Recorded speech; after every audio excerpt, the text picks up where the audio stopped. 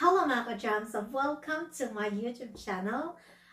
Today's episode, we're gonna talk about the difference between an au pair and an employee. But before that, I just want to say thank you for visiting my channel. And if you are an au pair who participated in the program, please comment down below which countries you have participated. So let's dive into the difference between an au pair and an employee.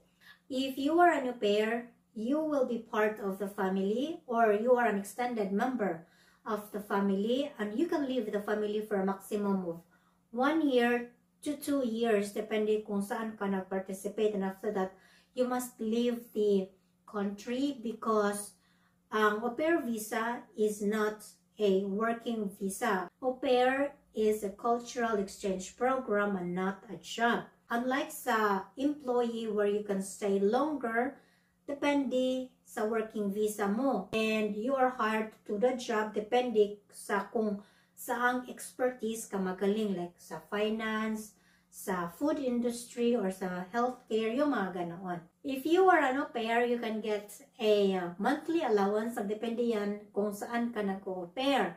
And mostly au pair allowance sa Europe is fixed by law. Like for example, sa Netherlands, kung 340 lang yung allowance nila, yun lang din ang makukuha mo. Unlike sa employee where your salary nagdepende sa how much hours you work. So if you work a lot, you earn a lot.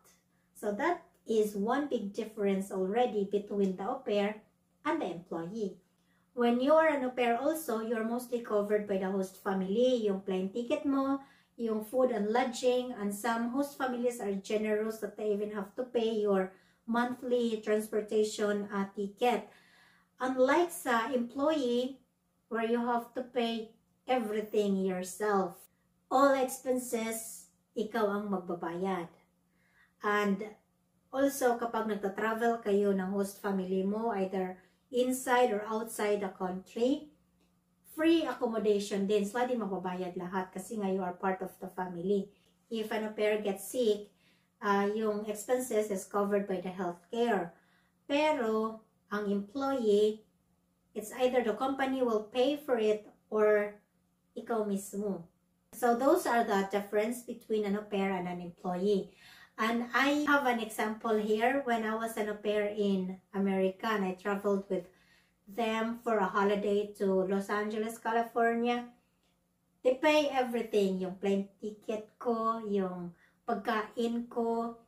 Every time I was with them, they pay all the expenses. Kaya I was really enjoying my au pair program in America kasi halos wala akong gasto. So you should be an au pair. You should consider to be part of the program once in your lifetime at least.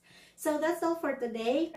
Please don't forget to subscribe and comment down kung saan ka nag-au pair ngayon. Thank you!